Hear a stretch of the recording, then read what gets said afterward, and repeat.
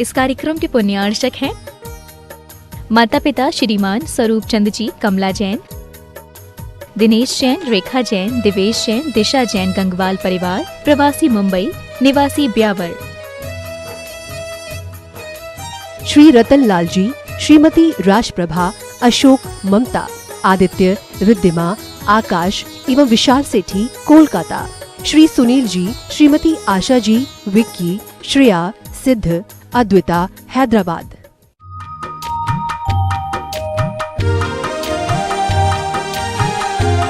पूर्णम पंच परमेष्टि भगवान की आचार्य श्री गुरुवर कुंद महाराज की, आचार्य श्री गुरुवर विद्यासागर महाराज की। बोले जगत पूज्य निरापक श्रवण मुनि पुंगव श्री 108 सुधा सागर जी ऋषिराज की, मुनि श्री पूज्य सागर जी महाराज की, समस्त छुल्लक संघ की। अब मैं मुनि श्री पूज्य सागर जी महाराज जी के चरणों में कोटि से प्रणाम निवेदित करते हुए आग्रह करूंगा कि संपूर्ण भारतवर्ष और विश्व से जो ऑनलाइन जिज्ञासा हमें प्राप्त हुई हैं, वो सभी जिज्ञासा समाधान के लिए पूज्य मुनि श्री 108 सुधा सागर जी ऋषिराज के समक्ष। प्रथम जिज्ञासा में संजय मोदी, बाकल, बोहरीबंद, जिला कटनी। गुरुदेव के चरणों में कोटिशा नमन। आपकी जिज्ञासा है, गुरुदेव, शरीर में तिल, भौरे, लहसुन और मसा ये चिन्ह होते हैं, इन सब का शरीर में होने पर आगम के अनुसार क्या महत्व होता है? सामुद्रिक शास्त्र जो होते हैं, जो तिल, मोसे आदि का, इनका स्थान के अनुसार फल रहता है। किस स्थान पर है शरीर का, वही तिल किसी स्थान पर नुकसानदायक है, किसी स्थान पर वह फायदेमंद, और अलग अलग प्रभाव है। मस्तिष्क पे है तो अलग है, मुख पे है तो अलग है, उदर में है तो सबके अलग अलग है। तिल भौरी और मशो, तिल भौरी और मशा बसे दाहिने अंग, चाय फिरे बन खंड में, तहाँ न छोड़े लक्ष्मी संग। ऐसा आता है। तिल, भौरी और मशा यदि पुरुष के दाएं अंग में है तो वह बनखंड में भी चला जाए तो भी लक्ष्मी उसके पीछे पीछे घूमती रहती है, चाहे वो उसको ग्रहण करें या न करें। और स्त्री के बाएं अंग में हो जाए तो भी शुभ होते हैं। ये तो एक संक्षेप में बताया, बाकी इसका एक बहुत बड़ा शास्त्र है और इस शास्त्र के संबंध में बहुत सारे अलग अलग निमित्त हैं। पूज्यवर जिनसेन स्वामी ने हरिवंश पुराण के अंतर्गत इसको एक अलग से एक राजा की कहानी को लेकर के वर्णन किया। पूज्यवर रविशरण महाराज ने भी अलग से वर्णन न करके एक राजा को प्रसंग बना करके उसके शरीर के चिन्हों का वर्णन किया। शास्त्रों में ऐसे चिन्हों का वर्णन आता है। दूसरा प्रसंग सिद्धांत में आता है कि तीर्थंकर के शरीर में ऐसे 1008 चिन्ह लक्षण होते हैं। तीसरा प्रसंग आता है सिद्धांत में कि एक आचार्य की मान्यता के अनुसार अवध ज्ञान, नाभि से ऊपर जो तिल, भौरी, मशे होते हैं उनसे सुअवधि ज्ञान प्रकट होता है, और नाभि के नीचे जो तिल, मशे होते हैं उससे कुअवधि प्रकट होता है। जैसे आँख तो छह उपशम तो सब में होता है, लेकिन आँख में ही देखने की क्षमता होती है। तो ऐसे 2-3 प्रकार से इन तिल, भौरी, मशों का उल्लेख मिलता है। इनका प्रभाव है, देखा जाता है, प्रैक्टिकल भी देखने में आता है।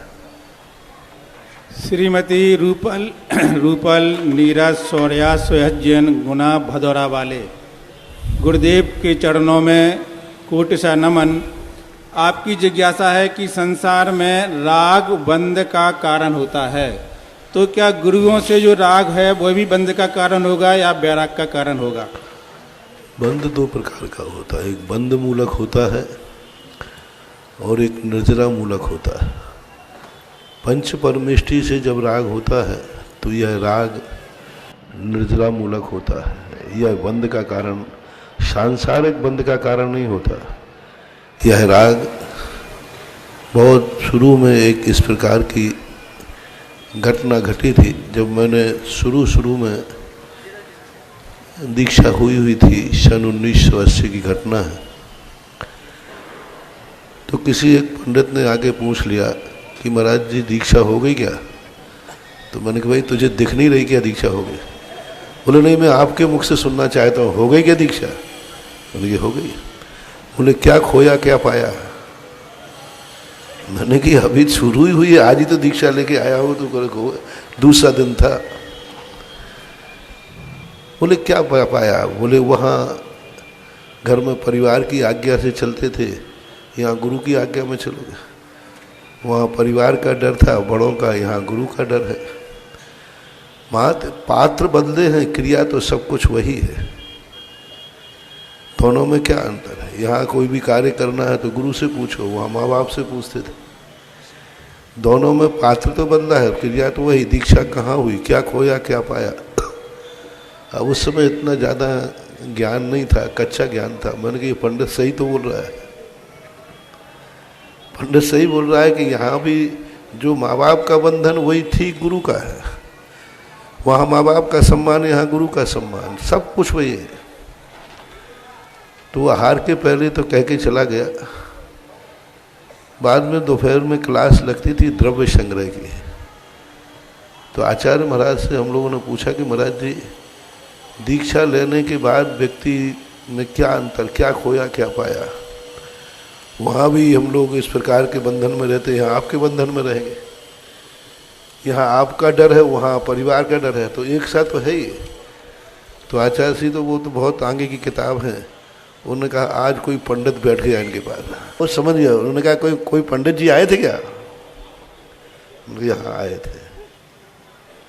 और हम 4-5 महाराज एक साथ बैठा करते थे, हम लोग क्षमा सागर वगैरह सबके बीच में। तो पंडित जी तो आए थे। बोले समझ गया, वही आग लगा के आए। पर आचार्य सिंह ने कितना समझ, देखो तुम लोग पढ़े लिखे लोग हो, समझना। उदाहरण दिया, आपने सूर्य उगता हुआ देखा है? देखा है। तो सूर्य उगने के पहले लालिमा होती है कि नहीं? सनराइज। और जब सूर्य अस्त होता है तब भी लालिमा होती है कि नहीं? दोनों लालिमा एक समान दिखती है कि नहीं? पर आचार्य सिंह ने कभी दोहा लिखा और सुनाया, प्रभात में भी लाली होती, संध्या में भी लाली है, एक जगाती एक सुलाती, कितने अंतर वाली है। बस समझदार होते, समझ में आ गया कि प्रभात की जो गुरुओं के प्रति, पंच परमेष्टि के प्रति राग है, यह प्रभातकालीन लालिमा के समान जगाता है, निर्भय करता है, शुभ है, शकुन है। हर व्यक्ति उस समय निडर होता है, उठता है, शुभ माना जाता है। वो लालिमा है, सब कुछ वही है, सनराइज है। उस समय सबके मन में आनंद होता है। सब कहते प्रातः काल हुआ, उठो जागो, ब्रह्म मुहूर्त शुरू हो जाता है। और संध्या काल की लाली अंधेरा लाती है, भय लाती है, लोग भागते हैं घर, भागो रात हो रही है। तो दोनों लालिमाएं हैं, लेकिन एक लालिमा सुलाती है और एक लालिमा जगाती है। बताओ दोनों रागों में क्या अंतर है? तो हम कहीं समझ गए। पहले तो आप आचार्य से हम लोगों ने कहा क्लास बंद होने तो अब निपटाते उस पंडित को, लेकिन वो पंडितों का काम तो आग लगाना है। भाग्य ढूंढे से नहीं मिला। नैनागिर की घटना है, बहुत कुछ आया कि मैं पंडित मिल जाए तो बताऊं मैंने क्या खोया है क्या पाया है। तो आज ये स्वाध्याय बंदियों में थोड़ी 4 किताबें पढ़ लेते हैं, और ख़ास तौर से समय सार पढ़ने वाले लोग ऐसे कुतर्क करते हैं। उनके मन में आया है कि दोनों राग एक से ही हैं। नहीं, रत्तो बंदधिकम मुंचद जीवो विराग संपन्नो ऐसो जुणो विदेशो तम्मा कम्मेशु नारज। ये आई है गाथा है, लेकिन कौन सा राग, कैसा राग? राग की एक अपने आप में परंपरा होती है। एक आग वो होती है जो जला देती है, एक आग वह होती है जो खोटे को चोखा कर देती है। एक आग वो है जो राख कर देती है, और वही आग यदि विधिवत लगाई जाए तो राख का उल्टा करो राखा खरा चोखा कर दे। पूज्यवर ने मूक माटी के अंदर राख और खरे को इसी बात में प्रासंग में दिया है।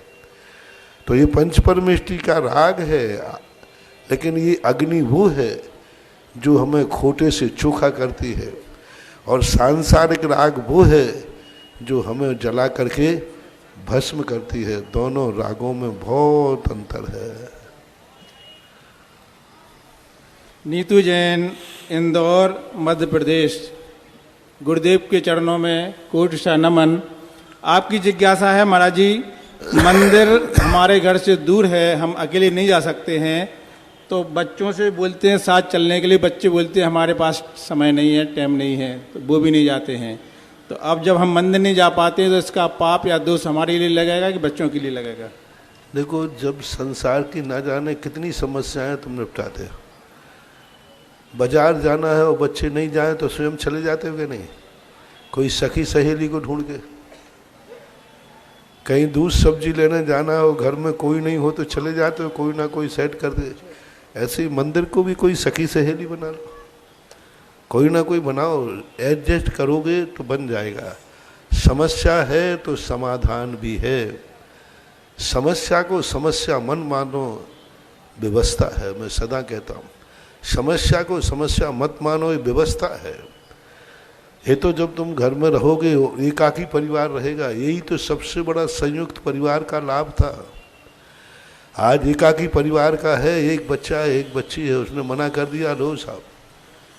पहले संयुक्त परिवार होते थे तो इस प्रकार की विडंबना नहीं होती थी, कोई ना कोई साथ हो ही जाता था। मैं सौम्या कठरिया चंदेरी।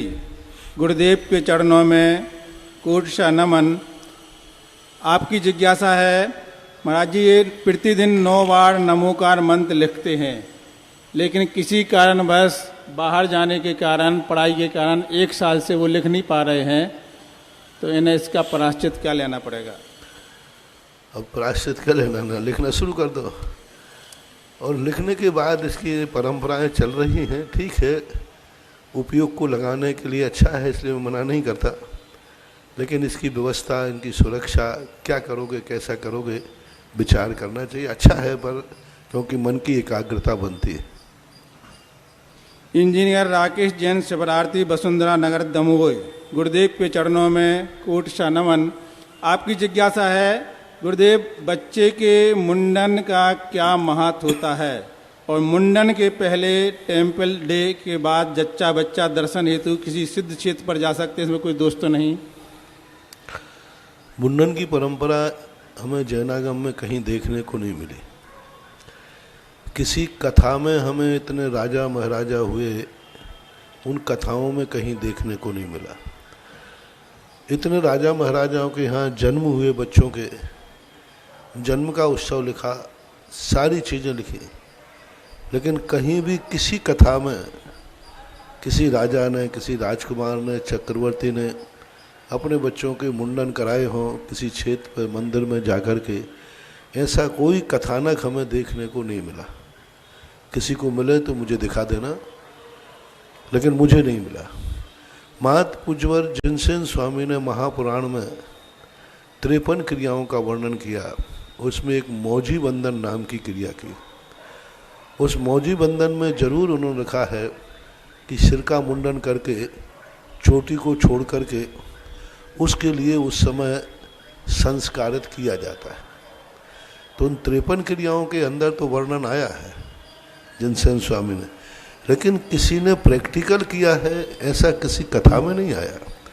क्योंकि जन्म के बहुत सारे उत्सव मनाने की बातें आती हैं, लेकिन किसी राजा ने, राजकुमार ने किया है ऐसा देखने। बात अकेले पूज्यवर जिनसेन स्वामी महाराज ने मौजी बंधन की एक परंपरा है, उसके लिए जरूर उल्लेखित किया है। वैष्णव दर्शन में इसके कई पदे पदे उल्लेख मिलते हैं, वहाँ इस प्रकार की क्रिया का वर्णन मिलता है। जैन दर्शन में इसकी मुख्यता नहीं है, लेकिन निषेध इसलिए नहीं करते हैं कि कहीं तो मिला है थोड़ा बहुत आधार, और मंदिरों में बाहर यदि मुंडन कराते हैं तो दोष तो कुछ नहीं है, पर मंदिर में गर्भालय के अंदर न कराएं। मंदिर के जो मंडप आदि होते हैं वहाँ बैठ के कर लेते हैं, तो कोई बाधा भी नहीं है, और इसको धर्म रूढ़ी ना मान करके एक लोक परंपरा की व्यवस्था मानकर करा लें, अच्छा है, बाधा कुछ भी नहीं। अमित जैन, जबलपुर। गुरुदेव के चरणों में और सबसे बड़ी ये मुंडन कराने की परंपरा तो इसलिए चली कि पहली बार के जो बाल आते हैं ना, किसान होता है, किसान जब वो फसल होती ना तो वो अलग ढंग की आती है, तो वो क्या करता है, कटिंग करने से बढ़िया आ जाते। तो ये मुंडन कराने की परंपरा बचपन से जो बाल आते वो अलग क्वालिटी का दे, एक बार कट जाने से फिर उसकी सेटिंग बढ़िया बन जाती है, इसलिए परंपरा चल गई। केसलंज में भी हमारा जी ऐसी होता है, पहली बार केसलंज करते तो फिर दोबारा परेशानी नहीं आती, दूसरी बार से परेशानी आती। हाँ, दूसरी बार पहली बार बहुत अच्छे से हो जाते हैं। अमित जैन, जबलपुर। गुरुदेव के चरणों में कोट सा नमन। आपकी जिज्ञासा है, भारत में सब जगह के मंदिर में तीर्थ स्थानों पर अभिषेक के पहले स्नान के लिए स्नान गृह बने हुए हैं, लेकिन जबलपुर के किसी मंदिर में ये व्यवस्था नहीं है। महाराज, ये व्यवस्था होना चाहिए नहीं, कृपया मार्गदर्शन करें। शास्त्रीय भाषा ये है कि किसी भी शास्त्र में आज तक हमने किसी मंदिर के साथ स्नान गृह नहीं मिला, किसी भी आगम में। आकृत्रिम चैत्यालयों को भी देखा, वास्तु को भी देखा, मंदिरों के संबंध में मैं इतने सालों से अध्ययन कर रहा हूँ, कहीं भी स्नान गृह, कपड़े धोने का स्थान, सुखाने का, इसकी कोई व्यवस्था कहीं है ही नहीं और कहीं की नहीं गई, क्योंकि ये वस्त्र आदि जो हैं स्वयं से घर के पहन के आना चाहिए। और विगत 2011 में मैंने कॉलोनी जा कर के यह बात को जगाया था कि घर से यहाँ आकर के मंदिर में मैल मत छोड़ो, मंदिर में आकर के मैल यहाँ छोड़ के जाते हो, यहाँ नहाते हो, यहाँ गंदे होकर जाते हो। मंदिर तुम्हें 16 का कपड़ा देता है, तुम उसे गंदा करके छोड़ के जाते हो। इसी मंदिर के पीछे गैलरी है, वहाँ देखो ढेर लगे रहते हैं, कभी कभी मैं निकल जाता हूँ, पीछे से भीड़ होती थी। अच्छी परंपरा नहीं। और ये बात मुझे जब लगी, जब मैंने लाडगंज के मंदिर में गंदी व्यवस्था देखी, दोपहर के बाद भगवान की वेदियों के सामने सारे गंदे कपड़े, और मंदिर के जितने गंदे कपड़े होते हैं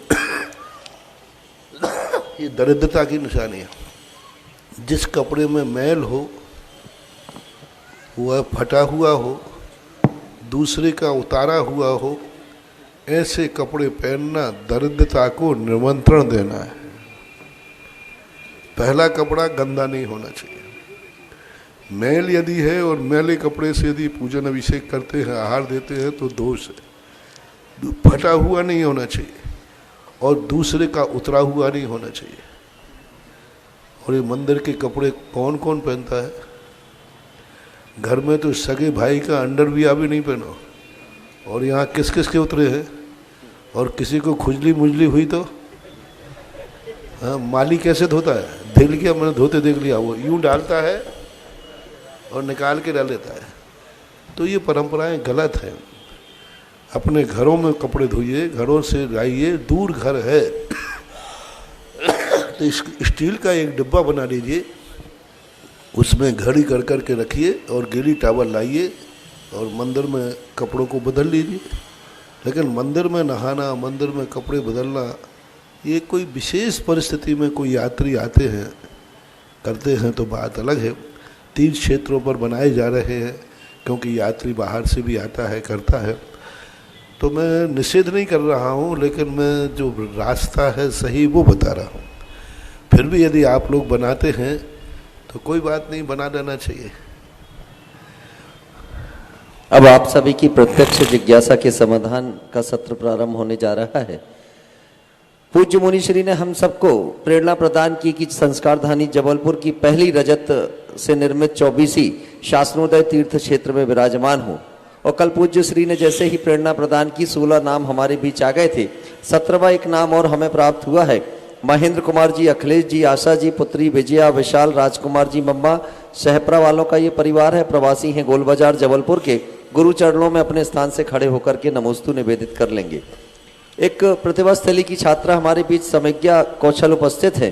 जगत पूज्य निर्यापक श्रमण मुनि पुंगव श्री 108 सुधा सागर जी ऋषिराज के चित्र को अपने हाथों से जिसने अंकित किया है। और जब इस चित्र को बनाया होगा तो हर क्षण कितना पुण्य इस बिटिया ने संचित किया होगा। ये चित्र लेकर के आपके बीच ये उपस्थित है। एक बार जोरदार तालियां बजा दें आप सभी लोग, सभी को अवलोकन करा दें सामने की ओर करके। अगर तालियों की गड़गड़ाहट तेज होगी तो इस बिटिया के उत्साह में वृद्धि होगी। अब मैं कुमारी समेज्ञा कौशल से निवेदन करूंगा अपनी जिज्ञासा रखें और उसके बाद तैयार रहेंगे आलोक जैन शांति नगर। फिर भी मंदिरों में स्नान गृह की चर्चा आई, बनाना है तो स्नान गृह कैसा बनना चाहिए ये यदि देखना है तो सांगानेर जयपुर के पास जाके देख के आओ। दूसरा स्नान गृह देखना है तो तपोदय तीर्थ बिजोलिया देख के आओ। तीसरा स्नान गृह देखना है तो चंद्रोदय तीर्थ से चांदखेड़ी देख के आओ। चांदखेड़ी में तय बन रहा है, एक स्नान गृह 30 से 40 लाख रुपया लग रहा है स्नान गृह में। और उन्होंने इतना बढ़िया स्नान बनाया कि लोग घर में नहीं नहाते, वहीं आके नहाते। तो एक कितना स्वच्छ साफ, जहाँ एक व्यवस्था, मंदिर की एक व्यवस्था होना चाहिए, हर चीज़ पर स्वच्छता, क्योंकि जहाँ गंदगी रहेगी वहाँ जीवों की उत्पत्ति होगी। जीवों की उत्पत्ति के पहले सफाई करना दोष नहीं है, लेकिन जीव उत्पत्ति के बाद सफाई करना हिंसा है।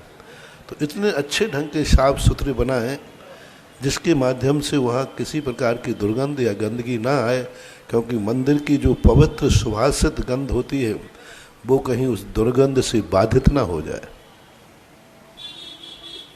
इसके बाद जिज्ञासा करें कुमारी समेज्ञा कौशल और तैयार रहें आलोक जैन शांति नगर। मुनिश्री के चरणों में मेरा बारंबार नमोस्तु नमोस्तु नमोस्तु। महाराज जी, मेरी जिज्ञासा ये है कि मैं ऐसी बहुत सारी पेंटिंग बना चुकी हूँ और मेरा आगे है कि मैं और भी बनाऊँ। तो कुछ लोग ये बोलते हैं कि जब आप महाराज जी या भगवान की, बड़े बाबा किसी की भी पेंटिंग बनाते हैं तो इसे मिटाना नहीं चाहिए या फिर आप बनाए ही ना। तो अगर मिटाने में दोष लगता है तो इसका क्या प्रायश्चित ले सकते हो? ऐसा कोई दोष नहीं लगता। ये पेंटिंग कहलाती है, मिटाना भी पड़ते हैं, गलत बन जाए तो इनको फाड़ना भी पड़ता है। ये कोई दोष नहीं, क्योंकि इनमें प्राण प्रतिष्ठा नहीं है। जब तक प्राणों की प्रतिष्ठा ना हो तब तक इसको लिए अचेतन छाया माना जाता है। छाया को तोड़ना आदि करना में कोई बाधा नहीं। हाँ, यदि तुम ये मानते हो साक्षात वही है। हमारे यहाँ एक कहानी आती मुर्गे की, आटे के मुर्गे की। तो आटे के मुर्गे के बनाने से हिंसा नहीं, उसने इसको मुर्गे की प्राण प्रतिष्ठा की। बलि चढ़ाने के लिए उस मुर्गे में उन्होंने प्राण प्रतिष्ठा की कि मैं इस मुर्गे को साक्षात मुर्गा मानता हूँ। तो उन्होंने जो मुर्गा चढ़ाया वो ऐसा मान के चढ़ाया। आप लोग बनाते इसको छाया चित्र बोलते हैं। तो छाया चित्र में प्राणों की प्रतिष्ठा नहीं होती है। इसके बाद जिज्ञासा करें आलोक जैन शांति नगर और शांति नगर के सभी साथी उनके साथ खड़े हो जाएंगे और तैयार रहें। इसके बाद श्रीमती ऋचा जैन नरघैया। पूज्य श्री शांति नगर वाले ये सभी समाज के लोग आए हुए हैं कि शांति नगर में परम शांति तो तभी मिलेगी जब सुधा रस की वर्षा शांति नगर में होगी। ये निवेदन भी उनका है। तो जिज्ञासा करें आलोक जी, जिससे समय भी हमारा बचता चले। आलोक जी, आपकी जिज्ञासा भी प्रारंभ हो। सानद पूरे जबलपुर को चाहिए, थोड़ी मेरी भी तो शांति देखो। हाँ, जिज्ञासा करें आलोक जी। देखिए समय भी बचाएं, ये जिज्ञासा समाधान का सत्र है ना। नमोस्तु महाराज जी। महाराज जी, मेरी जिज्ञासा यह है, आपने एक जिज्ञासा का समाधान कर दिया कि मंदिर में स्नान नहीं होना चाहिए, लेकिन बहुत से अधिक लोग गाड़ी में, मैंने मना करके भी हाँ कह दिया है, लेकिन लोग गाड़ी में बैठकर मंदिर में आते, धोती पहनकर कार में आते, बैठ के उसका अभिषेक भी करते हैं। तो गलत है। धोती दुपट्टा पहनकर, जूते चप्पल पहनकर, धोती दुपट्टे के बाद गाड़ी में नहीं बैठना चाहिए। बैठते हैं तो वो गलत है। अभी मैंने विधान में देखा कई इंद्रनारायणी लोग गाड़ियों में बैठकर जा रहे हैं, वहाँ अभिषेक करते हैं। ठीक नहीं है, अच्छा नहीं है, क्योंकि गाड़ी जो है शावद्ध कहलाती है। रास्ते में कितने जीवों की आराधना करते हुए आती है, उस विराधित गाड़ी से बैठकर अभिषेक कर रहे हैं तो ठीक नहीं। फोर व्हीलर में आते महाराज जी, फोर व्हीलर से भी आ जाते हैं, प्लेन से क्यों ना हो। इसके बाद जिज्ञासा के लिए आमंत्रित हैं श्रीमती ऋचा जैन और फिर छोल्लक श्री तात्पर्य सागर जी की जिज्ञासा होगी। ऋचा जी उपस्थित हैं क्या? छोल्लक श्री तात्पर्य सागर जी अपनी जिज्ञासा करेंगे और उसके बाद तैयार रहे सीमा जैन।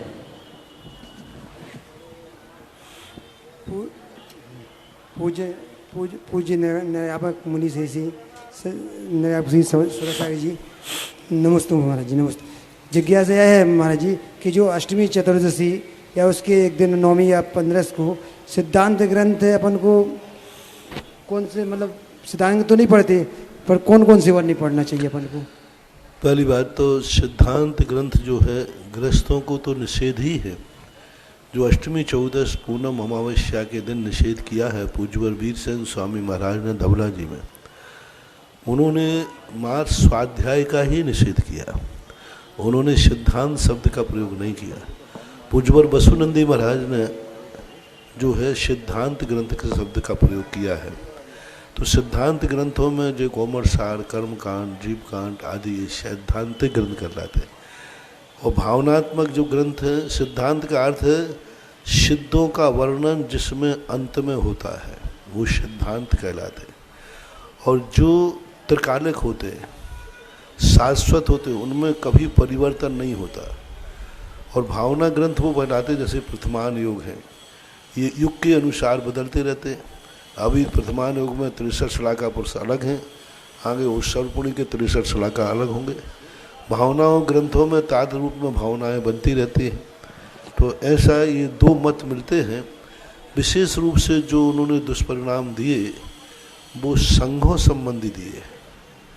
उन्होंने लिखा कि जो इस दिनों में स्वाध्याय करते हैं वो संघ में क्या होता है, साधुओं को लक्ष्य करके लिखा है उन्होंने कि साधु, क्योंकि साधु सिद्धांत ग्रंथ पढ़ सकता है पर वो इन पर्व के दिनों में ना पढ़े, ऐसे उनके दुष्परिणाम लिखे, बड़े भयंकर परिणाम लिखे। उन परिणाम पर पहले हम भी अष्टमी चौदह सब स्वाध्याय चलते थे, कौन सा बुरा कार्य कर रहे हैं, लेकिन जब से वो दुष्परिणाम पढ़े तो उन दुष्परिणामों को पढ़ के मन बहुत विकलित हुआ। और मैंने कहा कोई बात नहीं, बहुत पढ़ लिया, 4 दिन नहीं पढ़ेंगे तो क्या फर्क पड़ता है, लेकिन 4 दिन पढ़ने से ऐसे दुष्परिणाम निकलते हैं तो वो नहीं पढ़ना, इसलिए फिर 4 दिन बंद कर दिया, अष्टमी चौदस पूनम अमावस्या। इसके बाद जिज्ञासा करें सीमा जैन और तैयार रहेंगे सांगानेर संस्थान के विद्वान कवि अनिकांत जैन। महाराज श्री को कोटिशाह नमन। महाराज श्री भेड़ाघाट के शांतिनाथ महाराज श्री को कोटिशाह नमन। महाराज श्री भेड़ाघाट के शांतिनाथ भगवान को देखकर दर्शन कर किसी अजैन को भी वैराग्य हो गया था। तो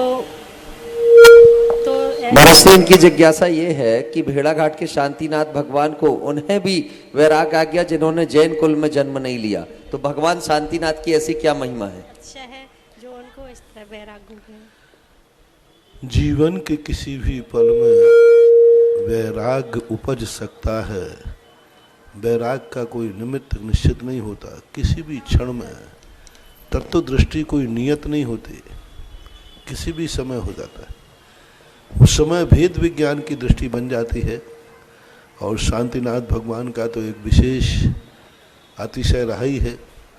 सबसे बड़ा अतिशय रहा कि शांतिनाथ भगवान ने जब से धर्म का प्रवर्तन किया, आज तक वो धर्म कभी खंडित नहीं किया।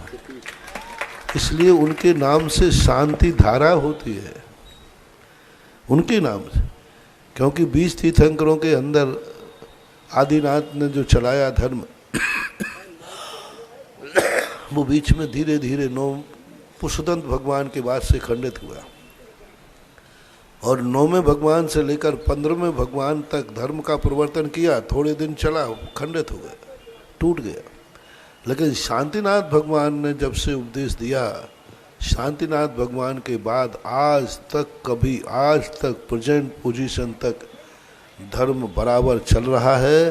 और धर्म का अर्थ है मुनि अवस्था। मुनिचर्या पालन करने वाले लोग जब से आज तक निरंतर प्रभायमान हैं, तभी उन्होंने कहा, इसलिए बोलते शांति धारा। इसलिए शांतिनाथ का एक विशेष मानो, नियोग मानो, प्रकृति मानो, लेकिन अपन तो उनकी महिमा मानते हैं। श्रवण संस्कृति संस्थान के युवा विद्वान हमारे बीच उपस्थित हैं कवि अनिकांत जैन। और श्रवण संस्कृति संस्थान द्वारा पूरे भारतवर्ष में शिविरों का आयोजन किया जा रहा है। इसी क्रम में इंदौर संभाग में 22 मई से लेकर के और 30 मई तक लगातार शिविर पूरे संभाग में आयोजित होंगे। सबसे पहले तो श्रवण संस्कृति संस्थान के बारे में ये बता दूं कि वहां की बहुमुखी प्रतिभा किस तरह की होती है। जितने भी विद्वान वहां से पढ़ करके बाहर आते हैं, सारे लोग अधिक से अधिक संख्या में सरकारी नौकरियों में गए हैं। अधिक से अधिक लोग शिक्षक बने हैं, कुछ सीए बने हैं और अनेक लोगों ने अपने व्यापार को प्रारंभ किया। और वहां की बहुमुखी प्रतिमा देखनी हो तो एक बार कवि अनेकांत जी को देख लें, जो इतनी छोटी उम्र में राष्ट्रीय स्तर के कवि बन गए हैं। ये श्रवण संस्कृति संस्थान की उपलब्धि है। सबसे पहले उस पोस्टर का विमोचन हमें करना है जो इंदौर संभाग के शिविरों के लिए प्रकाशित होकर के आया है। तो कैलाश चंद जी साहिब, अध्यक्ष दिगंबर जैन पंचायत सभा, कृपया आ जाएं, आकर उस पोस्टर का विमोचन हमारे बीच करेंगे। छोटेलाल जी साहिब, आप भी कृपया आ जाएं और सहयोग करें पोस्टर के विमोचन में। प्रश्न। मेरे जीवन के निर्माता पूज्य मुनिश्री को नमोस्तु नमोस्तु नमोस्तु। श्रवण संस्कृति संस्थान सांगानेर परिवार की ओर से पूरे भारतवर्ष में शिविर, संस्कार शिक्षण शिविर का आयोजन किया जा रहा है और इस बार प्रथम बार ही इंदौर संभागीय स्तर पर यह शिक्षण शिविर आयोजित किया जा रहा है, जिसके संयोजक हमारे संस्थान के स्नातक डॉक्टर श्री भरत जी शास्त्री कर रहे हैं और हमारे संस्थान परिवार की ओर से वहाँ पर ये सहयोग प्रदान किया जा रहा है। महाराज जी, हम ऐसा क्या प्रयत्न करें कि यह शिक्षण शिविर सभी बच्चों को, युवा वर्ग को धर्म से प्रेरित करे और यह शिक्षण शिविर पर्व और उत्सव के रूप में मनाया जाए। महाराज जी आशीर्वाद। 1996 में जब श्रवण संस्कृति संस्थान की स्थापना हुई, शिलान्यास में उपस्थित था। उस समय उतनी खुशी नहीं हुई थी। एक डर लग रहा था कि ये लोग सब बच्चे पढ़ेंगे, समाज पढ़ाएगी और बाद में जाकर के ये सब संसार में मुड़ जाएंगे, चले जाएंगे। क्योंकि ज्ञान सागर के जीवन में यही हुआ। उन्होंने बहुत सबको ज्ञान दिया, लेकिन वो ज्ञान लेकर सब भाग जाते, अपना स्वार्थ पूरा करते। लेकिन आज 25वें साल होने के बाद रजत जयंती पर मैं गर्व से, मुझे बहुत गर्वानुभूति होती है कि हमारे बच्चों ने 70-80% बच्चों ने मेरी इस धारणा को समाप्त कर दिया कि आज 70-80% 25 साल में 1000 बच्चे कम से कम निकले और ये इतने ज़्यादा उत्साहित हैं कि संस्थान के उपकार को नहीं भूले। 25 साल के बाद भी आज भी यह वह कार्य कर रहे, अपनी आजीविका चलाते हुए, अपना परिवार पालते हुए, अपनी गृहस्थी का पालन करते हुए भी जब संस्थान से कोई निर्देश दिया जाता है तो सबसे पहले संस्थान के उस उद्देश्य को पूरा करते हैं। और आज उसी का परिणाम है कि सारे भारतवर्ष में हजारों शिविर, 2000 से ऊपर शिविर लगाए जा रहे हैं और सब ये स्नातक हैं। किसी को 25 साल हो गए, किसी को 20 साल हो गए, किसी को 10 साल, 5 साल। यानी संस्थान का इन्होंने ऋण चुका रहे। 100% तो नहीं कहूँगा, क्योंकि 10-20% तो कच्चे फल बेकार निकल ही जाते, लेकिन 80% बच्चे स्नातक 25 में रजत जयंती समारोह को बड़े गर्व के साथ मना रहे। हर स्थान पर, हर व्यक्ति की, हर बच्चे स्नातक में एक उमंग है कि हमें 25 साल के पहले जो कुछ मिला है उसका हमें ऋण चुकाना है। जिनके कारण से हमें 5 साल इतना योग्य बनाया।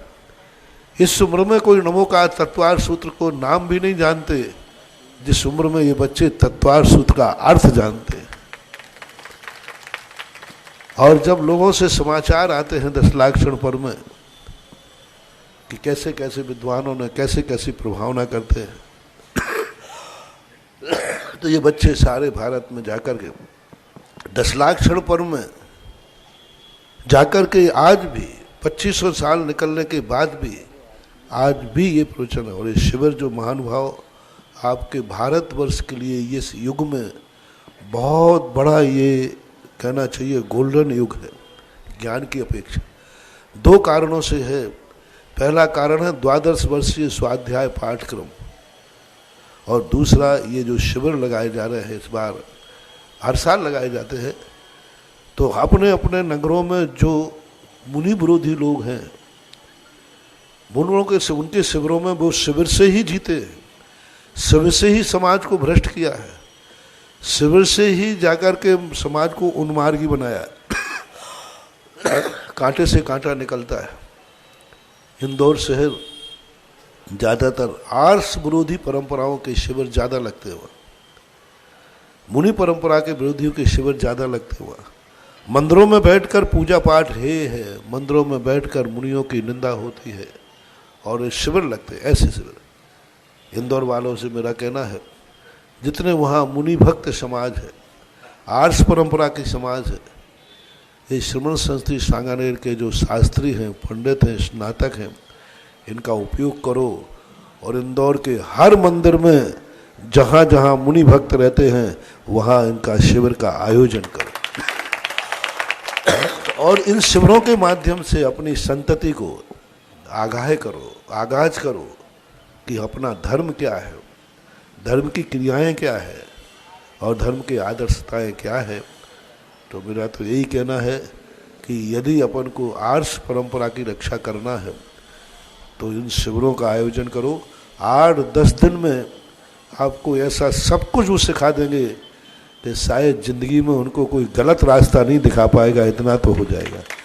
भले वो आगे रास्ते पे बढ़े या नहीं बढ़े, लेकिन गलत रास्ते पे नहीं जा पाएंगे। ये शिविरों के आयोजनों का लक्ष्य है, आशीर्वाद है। इंदौर समाज में बहुत बड़ी मुनि भक्त समाज है, लेकिन ज्ञान के प्रति रुचि नहीं, स्वाध्याय के प्रति रुचि नहीं, और स्वाध्याय के प्रति रुचि का परिणाम के लिए शुरुआत इन शिविरों से करें। आशीर्वाद। इसके बाद जिज्ञासा के लिए निवेदन करूंगा छोल्लक वर्धन सागर जी महाराज श्री से, और फिर तैयार रहें अश्वती जैन। नमोस्तु गुरुवर। महाराज श्री, हमारा प्रश्न है 10 जनवरी 1980 को जब आपकी दीक्षा हो रही थी नैनागिर जी में, उस समय क्या सबकी दीक्षा के प्रति पीछे कोई ना कोई प्रेरक तत्व रहते हैं अथवा कोई ना कोई कारण रहता है? तो आपकी दीक्षा के पीछे क्या प्रेरक तत्व था या कौन सा कारण था, बताने की कृपा करें। किसी भी तीर्थंकर ने अपने वैराग्य का कारण नहीं बताया, दूसरे तीर्थंकर ने जरूर उनके वैराग्य का कारण बताया। स्वयं मुख से स्वयं की कथा लिखना वैराग्य के कारणों में, कई वैराग्य के कारण निमित्त बन जाते हैं। एक क्षण की घटना होती है, हृदय परिवर्तित हो जाता है। वैराग्य प्री प्लानिंग नहीं होता। वैराग्य एक ऐसी घटना है जो एक क्षण के अंदर ऐसे परिवर्तन हो जाता है कि एक और ऋषभदेव नीलांजना के नृत्य देखने में इतने मग्न हैं कि वो अपना जन्मोत्सव मनाने में अपने उत्साह में थे, लेकिन एक क्षण में ही ऐसे निर्मग्न हुए, ऐसे हुए कि वैराग की पथ पर चले गए। तो एक ऐसी घटनाएं रहती हैं जो एक मन को आंदोलित कर देती हैं, वही आंदोलन वैराग की पथ की तरफ चला जाता है। अब नियत रूप से कुछ बताना स्वयं की मर्यादा होती है। इसके बाद जिज्ञासा करें अश्वती जैन, और तैयार रहेंगे इसके बाद आलोक जैन डब्लू भैया। पूज्य गुरुवर के चरणों में मेरा मेरे परिवार की ओर से नमोस्तु नमोस्तु नमोस्तु। गुरुवर, मेरी जिज्ञासा यह है कि मनुष्य गति में जैन कुल में बड़ी मुश्किल से क्या क्या मिलता है? मनुष्य गति में जैन कुल मिला, अब जैन कुल में क्या क्या मिलेगा इनको?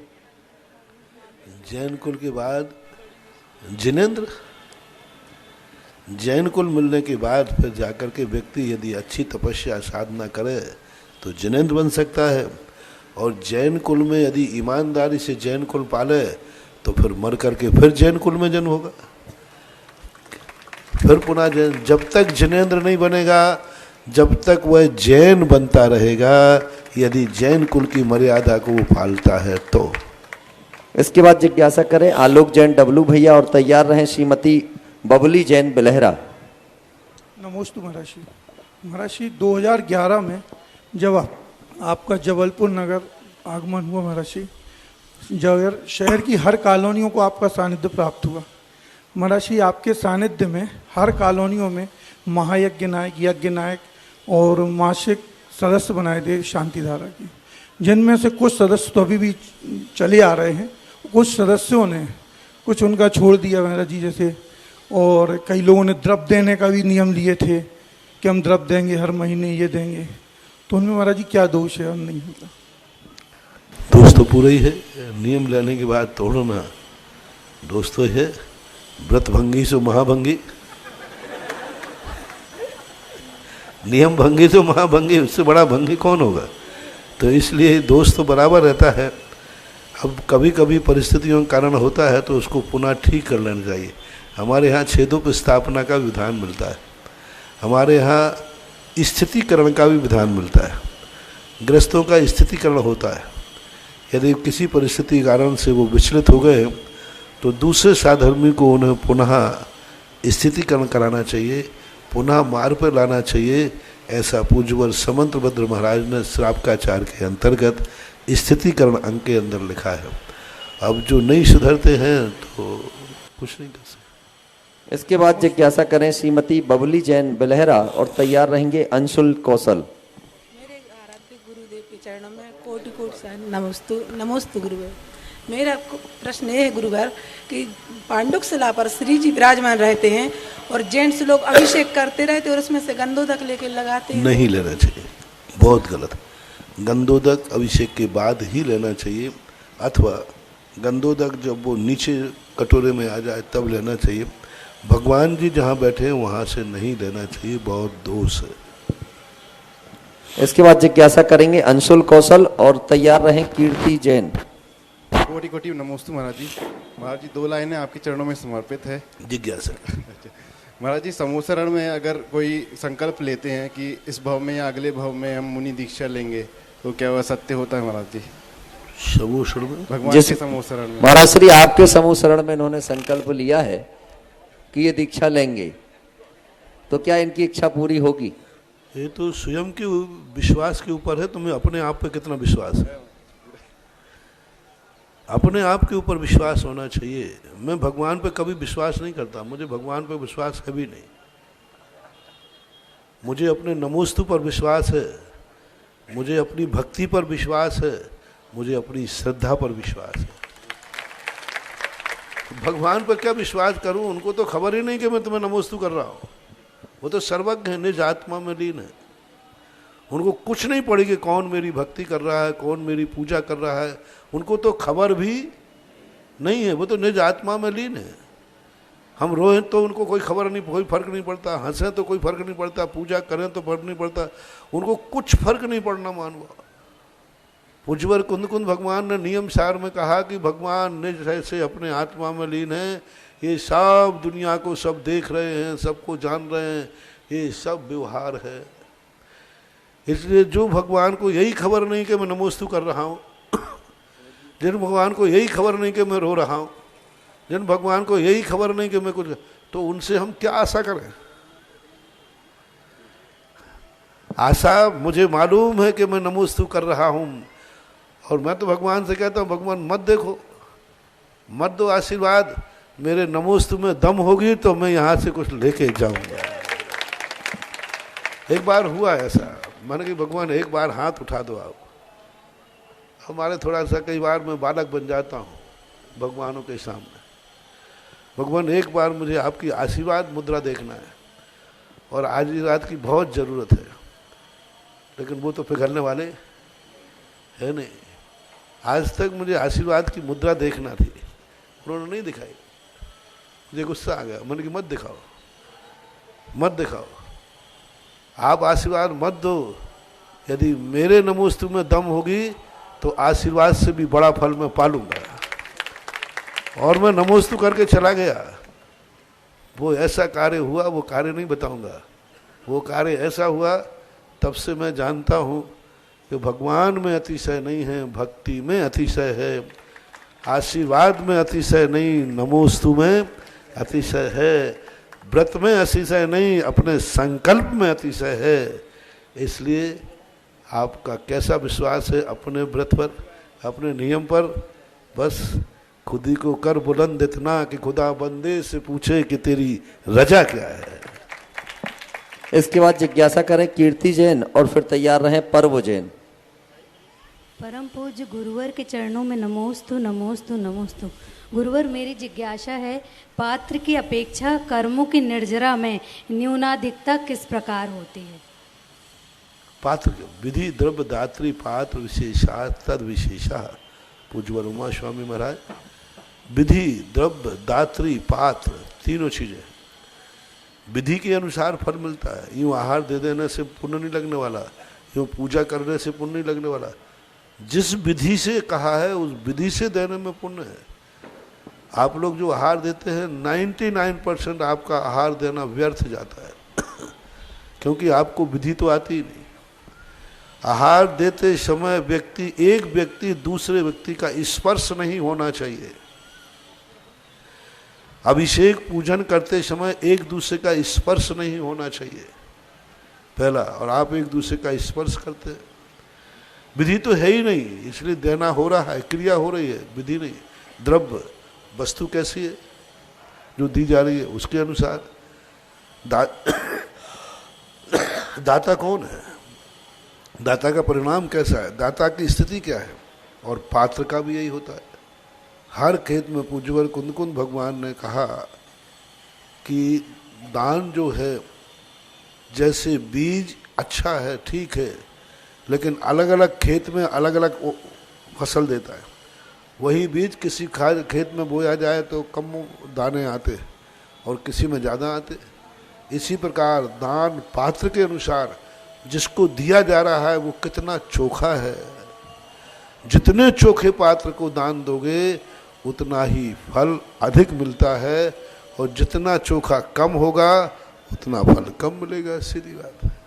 इसके बाद जिज्ञासा करें प्रभु जैन और फिर तैयार रहें बिमला बरिया नागपुर।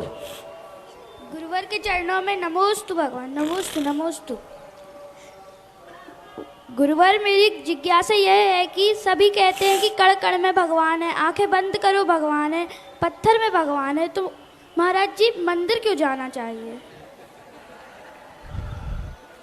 कण कण में भगवान नहीं, घट घट भगवान है।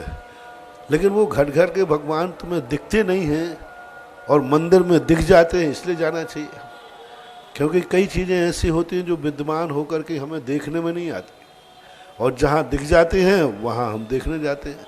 मंदिर में हमें भगवान की आकृति दिख जाती है, वो है। अब इस घड़ी में तुम्हें भगवान दिख रहा है? नहीं दिख रहा ना। और मंदिर में वेदी पर तो जहाँ दिख जाए वहाँ जाना चाहिए, जहाँ नहीं दिखे वहाँ नहीं जाना चाहिए। इसके बाद जिज्ञासा करें बिमला बरिया नागपुर और तैयार रहेंगे एडवोकेट अरविंद जैन। जो प्रतिमा प्रतिष्ठित हो जाती है उसको डब्बे में बंद करके ले जाते हैं, उसमें चावल वगैरह रहता है, तो उसको चावल को घर में यूज कर सकते हैं कि माली में देना चाहिए? कर सकते हैं, कोई बात नहीं। माली की वो चढ़ाई गई नहीं है, मूर्ति की सुरक्षा के लिए रखा गया है। मंगल कलश में स्थित सामग्री और इस प्रकार की सामग्री का आप लोग स्वयं उपयोग कर सकते हैं। इसके बाद जिज्ञासा करेंगे एडवोकेट अरविंद जैन। असीमकालीन भक्तांबर विधान के लिए हमारे पास हमें कुछ नाम प्राप्त हुए हैं। मात्र 51,000 रुपए की राशि देकर के आप जब तक ये जिनालय रहेगा तब तक आपके परिवार का वर्ष में एक दिन निश्चित होगा जिस दिन आपकी ओर से यहाँ विधान किया जाएगा। आप अपने परिवार के साथ आकर के भी विधान कर सकते हैं। राशि एक बार देनी है 51,000। कुछ नाम हमारे बीच हैं, श्री जय भाई जी, शोभना जी, धर्मेश जी गोंदिया, दिलीप कुमार, पुष्पराज जैन, आयुष जैन, रेखा रश्मि, और साथ ही एक और नाम अनिल कुमार, श्रीमती अर्चना सुनील, श्रीमती स्नेहलता, बरगी नगर का ये परिवार, श्रीमती सरोज रानी जैन, दिनेश जैन, सविता जैन, अंधेरदेव निवासी, नीरज जैन, रजनी जैन, ऋषभ जैन, हैदराबाद का ये परिवार है, इनायतगंज।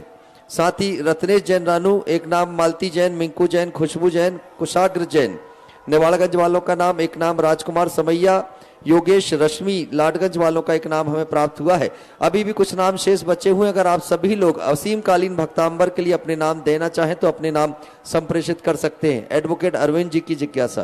नमोस्तु महाराज जी, नमोस्तु नमोस्तु।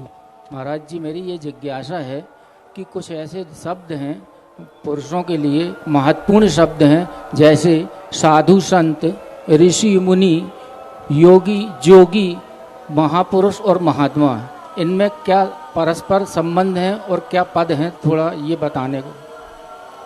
ये सब तुमने साधुओं की पर्यायवाची नाम है, अलग अलग लोगों ने अलग अलग रूप से रख लिए। बाकी सामान्य रूप से जो शब्दकोश हैं उनमें तो ये सब साधु के पर्यायवाची नामों में आते हैं। अब कोई रूढ़ अर्थ अलग निकाल लेता है, योगी और जोगी, साधु और महात्मा, तो अब ये सब द्रव्य क्षेत्रफल के अनुसार अलग अलग अर्थ निकाले जाते हैं। अब जैसे गुजरात जाओ तो साधु को बापू बोलते हैं, संत को बापू। तो अब बापू शब्द कहाँ से आ गया? ये गुजरात का शब्द है। संत को बापू शब्द से पुकारते हैं, कोई वो बापू बापू। तो अब तो ये नाम द्रव्य क्षेत्र काल के अनुसार नाम रूढ़ हो जाते हैं, बाकी ये नाम सब महात्माओं के हैं, साधु संतों के। इसके बाद जिज्ञासा करें श्रीमती अर्चना जैन। श्रीमती अर्चना जी आगे आ जाएं शीघ्रता से, और इनके बाद तैयार रहें मनीषा जैन, संगम कॉलोनी।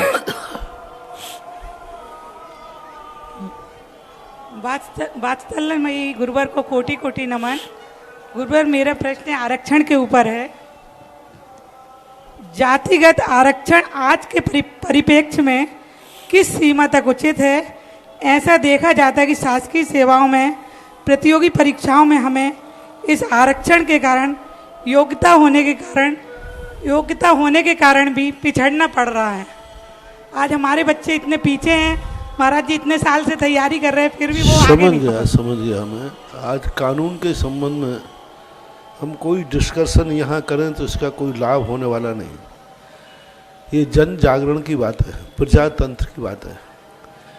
जिस समय एक परिस्थितियों को देख कर के ये आरक्षण हुआ था, हालांकि आरक्षण किसी जाति के लिए अच्छा नहीं है। आरक्षण कहाँ तक मिलेगा तुम्हें? पढ़ाई में आरक्षण दे दोगे तो पढ़ेगा नहीं, नौकरी में आरक्षण दे दोगे तो अंत में क्या करोगे? पूरा आरक्षण दे दीजिए, जब वो डॉक्टर बनेगा तो कौन उसके पास जाएगा? तो ये आरक्षण की जो परंपराएं हैं, ये परंपराएं वोट की राजनीति के कारण से हो जाती हैं।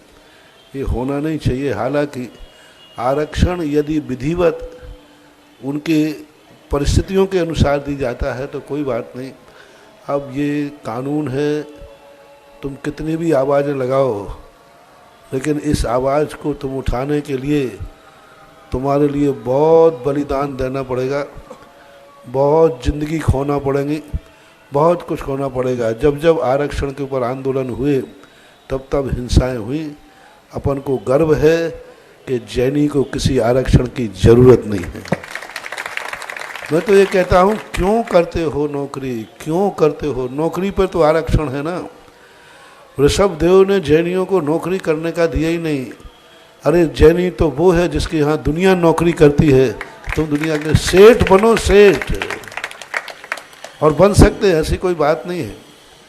अब ये नौकरी तो उनके लिए है जिनके किस्मत में कुछ धन नहीं है, पूंजी नहीं है, बाप की गद्दी नहीं है, इसलिए बेचारे नौकरी करते फिरते हैं। हमारे पूज्यवर शांति सागर महाराज कहा करते थे, उत्तम खेती मध्यम मान, जगन नौकरी भीख निदान। यानी भीख निदान यानी उसके समान है। तो अब ये नौकरियों की परंपरा हमारे जैनागम में, जैन शास्त्रों में, जैनियों को तो कहीं लिखी नहीं, लेकिन आज युग की फैशन है, आज युग की मांग है, कुछ मजबूरियां भी है। जिज्ञासा मनीषा जी की, उसके लिए 1 मिनट का अंतराल अभी देंगे। पूज्य श्री संस्कार धानी जबलपुर के लिए कल ऐसे क्षण उपस्थित होने जा रहे थे जिसकी प्रतीक्षा हम सबको थी। जिन 24 तीर्थंकर भगवान की स्थापना प्राण प्रतिष्ठा पंच कल्याणक में हुई, कल प्रातः 6:30 बजे उन 24 तीर्थंकर भगवान पर शांति धारा होने जा रही है, और आपके सानिध्य में हमें अवसर मिलेगा कि उस समय आपके मुखारविंद से शांति धारा का वाचन होगा। कल 10 तारीख की तिथि होगी, और उसके बाद प्रवचन के उपरांत उन पात्रों का चयन भी कल ही होना है जिन्हें शासनोदय तीर्थ क्षेत्र पर कलशारोहण करने का सौभाग्य प्राप्त होगा। और जो लोग कल पात्रता प्राप्त कर लेंगे, परसों 11 तारीख को कलशारोहण करने के लिए उन पात्रों को आमंत्रित करेंगे। परसों का दिन जबलपुर के इतिहास में स्वर्ण अक्षरों से अंकित होने वाला है। हमने एक जिनालय का अभी तक भूमि पूजन और शिलान्यास देखा होगा, 2 का देखा होगा, 3 का देखा होगा, लेकिन 11 तारीख दिन बुधवार को जगत पूज्य मुनि पुंगव श्री सुधा सागर जी ऋषिराज के सानिध्य में एक साथ 25 जिनालय का शिलान्यास का कार्यक्रम हम सभी लोग देखेंगे। यह ऐतिहासिक कार्यक्रम यहां पर होने जा रहा है। तो पूज्य महाराज श्री जी, हम सबका आपसे एक निवेदन है, आपसे एक आग्रह है कि आपकी सन्निधि जब जब मिली है तब तब जबलपुर ने इतिहास रचा है। लेकिन इतिहास चिरस्मरणीय बने उसके लिए चातुर्मास की आवश्यकता भी जबलपुर को पड़ी है। तो हम सबका आग्रह है कि 25 जनालय का शिलान्यास हो तो आपके सानिध्य में इसके विकास को गति भी मिले और सन 2022 का चातुर्मास जबलपुर को मिले। ये संपूर्ण जबलपुर का निवेदन आपके चरणों में है। साधु मंगलाचरण करता है, साधु निर्माता नहीं होता। साहू मंगलम कहा है, मंगलाचरण कर देंगे, बाकी काम आपका है शुरुआत करने का। इसके बाद जिज्ञासा करे मनीषा जैन, संगम कॉलोनी। मुनीषी के चरणों में मेरे परिवार की ओर से त्रिवार नमोस्तु नमोस्तु नमोस्तु। गुरुदेव, मेरी शंका है, मैं सैपुर में सामान्य इंद्राणी बनी थी और मैंने भगवान जी को आहार दे दिए, उसमें क्या दोष लगेगा? सामान्य इंद्राणी में आपने इंद्राणी शब्द बोल दिया ना। शकलीकरण, जब देव का शकलीकरण हो गया तो आप उतने दिन के लिए इंद्र ही हैं, देव ही हैं। क्योंकि आपके घर में सुआ सूतक हो जाए तो जिन पे इंद्राणी का संकल्प हो गया उनको सुआ सूतक नहीं लगता। इसका अर्थ है कि स्थापना निक्षेप से करने पे नहीं देना चाहिए, ठीक नहीं है, उचित नहीं है। इसके बाद जिज्ञासा करें आर्या जैन, जुड़ी तलैया। नमोस्तु महर्षि, मेरा प्रश्न है कि महाभारत में एकलव्य का क्या वर्णन आया है? एकलव्य का क्या वर्णन है? एकलव्य एक ऐसे कुल और जाति में पैदा हुआ जो उस समय की परंपराओं में वो उच्च शिक्षा लेने का अधिकारी नहीं था, लेकिन उस बालक के मन में कहा कि शिक्षा में कोई जात पात नहीं होना चाहिए। इस कारण से उसने शिक्षा लेने का प्रयास किया। गुरु के पास वो गया। गुरु चूँकि उस समय रूढ़िवादियों तो सद्भावनाओं से ग्रसित थे और यूँ कहना चाहिए कि कुछ परिस्थितियों से भी ग्रसित थे, उन्होंने उसको शिक्षा देने से इनकार कर दिया। पर उसने जो संकल्प कर लिया था कि मैं एक दिन ज्ञानी बन के रहूँगा और इन्हीं गुरु से रखूँगा, तो उसने मिट्टी की मूर्ति बना करके और ज्ञान प्राप्त किया। आगे जाकर उसको ज्ञान भी मिला। संकल्प और इच्छा शक्ति का एक ज्वलंत और जीवंत उदाहरण है। एक देश के राष्ट्रपति हुए KR नारायण, वो भी इसी प्रकार की स्थिति में थे। जब वो पढ़ते थे तो उनके गाँव में उनको टाट पट्टी भी नहीं दी जाती थी, क्लास में नहीं बैठने दिया जाता था। वो बाहर से नीम के पेड़ के नीचे बैठ करके पढ़ते थे, जो मास्टर की आवाज़ आती थी खिड़की में से।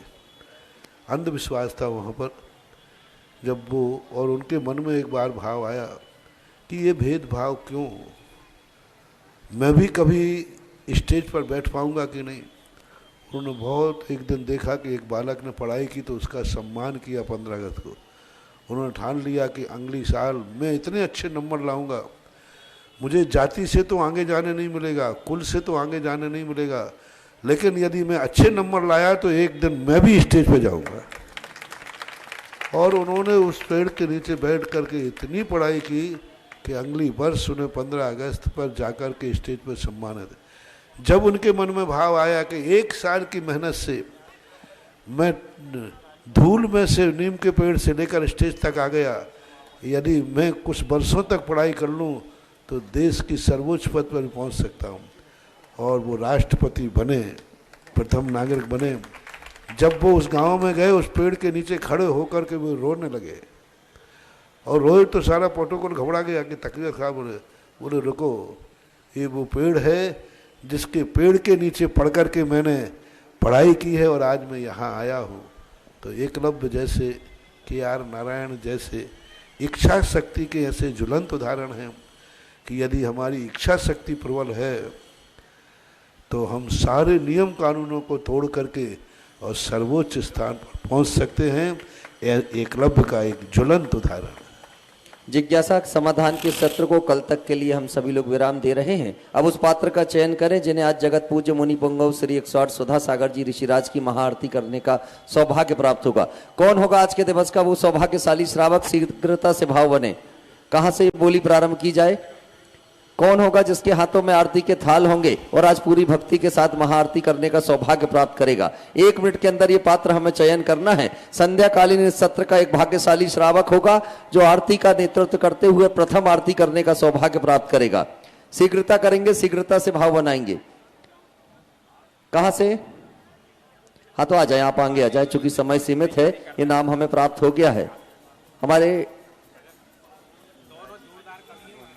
राजेश कुमार जी बरगी वालों ने यह सौभाग्य प्राप्त किया। एक बार जोरदार तालियां इनके सम्मान में बजा दें।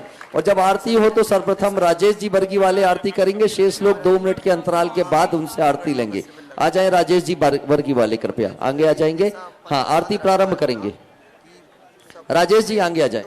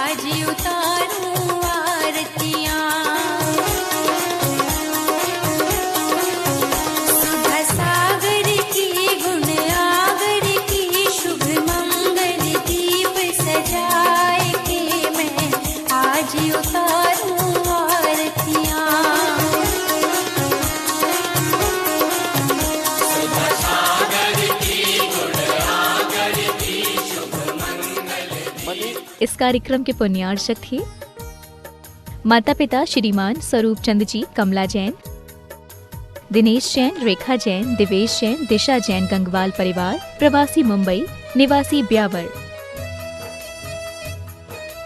श्री रतन लाल जी, श्रीमती राजप्रभा, अशोक, ममता, आदित्य, रिद्धिमा, आकाश एवं विशाल सेठी, कोलकाता। श्री सुनील जी, श्रीमती आशा जी, विक्की, श्रेया, सिद्ध, अद्विता, हैदराबाद।